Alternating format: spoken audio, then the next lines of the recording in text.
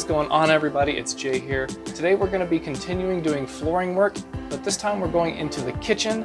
Last time we finished the bathroom and got it all secured and finished up. It looks great and it's super solid. We're going to have to do the same thing to the kitchen because we're going to be tiling in there. We have some surprises along the way, some water damage, some rot, and we're going to have to replace the rim joist and the sill plate if we're going to make this floor solid once again. I'm going to show you how we did that coming up right now. Okay, so first things first, what we had to do was make sure that our starting point for the room was square. We want to have a good edge for us to butt up against with the plywood whenever we're ready to screw it down. To do that, we just cut along the center of some of the joists and made a clean edge on the ending strip where it transitions over into the living room. Look at this mess. Right here under the door frame, everything was rotted out and had termite damage. I cut the rim joist back to here, that's where the damage stops for that.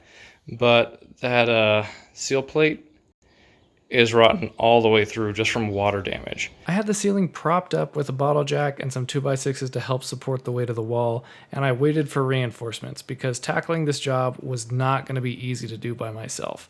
I got it cleaned up and ready, but I turned my attention to strengthening the existing 2x6s that were there in the kitchen.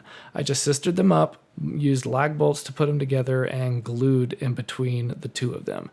It's going to be nice and sturdy, and the new subfloor will sit on the new 2x6 joists.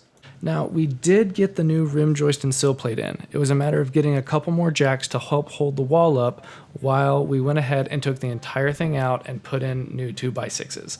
I don't have the footage for that process. It was a little bit of a whirlwind, but here you see us fixing this kitchen wall over by the sink, or where the sink was. The process for replacing a bottom cap on a wall is very similar to what we did replacing the rim joist and the sill plate.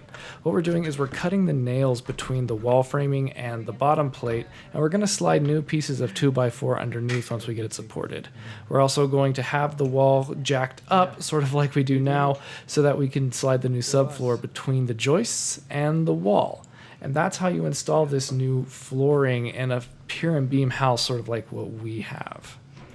I did my sizing so that my first sheet of plywood was the smallest. This way I could slide it underneath the jacks more easily. Working around with a full sheet of plywood was going to be too much of a hassle. I went ahead and pre-cut my plumbing holes in this new piece of subfloor that we're installing so that it can slide all the way out to the edge of that rim joist, and we can secure it down and use lag screws to put the whole thing back together. Once I had a chance to correct the holes for the plumbing lines, I went ahead and put this piece down and used a nail bar to help hold it underneath the bottom plate while we hammered it underneath the wall. The hardest part about doing any task like this is just getting the entire thing started. Once you get the first portion of the edge under across the entire length, it went in really smooth with a little bit of persuasion from a heavy hammer, using a piece of wood as a buffer so that I didn't ruin the tugging groove on that piece of plywood. We hammered in the long side of the board first, but since most of the bottom plate was missing on the wall, it wasn't that bad to go ahead and do that side first and then scoot it down and underneath the wall on the shorter side of the board. With this first piece in, we just had a little sliver to put in there to finish up that gap, and then we could start filling in with the larger pieces of plywood to get this floor completely built out. I went ahead and decided to sister up the rest of the existing 2x6s in the kitchen just because I had the spare lumber available and I didn't want there to be any bobbles in the wood whenever we jumped. We quickly got those sistered in and then got ready to put down the layers of new plywood for the floor. When I was sistering these boards together, I had read that using 1/2-inch bolts was the way to go, but I went ahead and used construction adhesive and then giant lag screws to do the job. If you haven't seen these hyper-aggressive screws before, then you are missing out. You can use them all over the place. They're a replacement for bolts, they're a replacement for hurricane ties.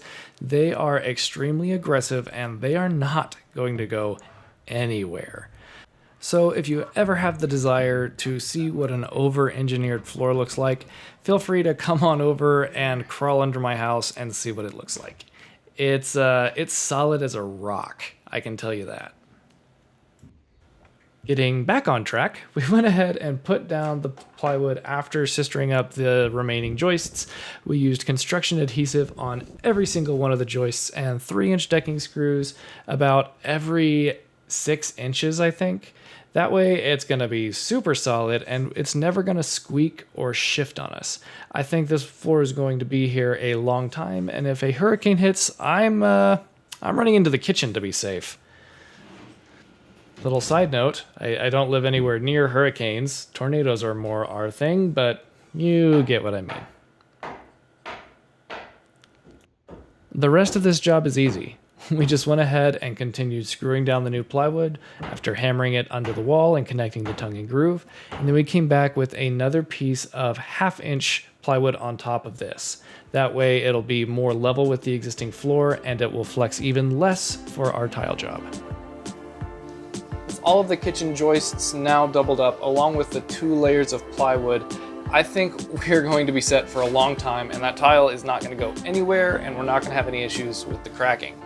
The floor is now the most solid place in the house. You can jump and not feel any motion, which is kind of encouraging and pretty awesome. Not gonna lie, I love that feeling. That's all I have for you today.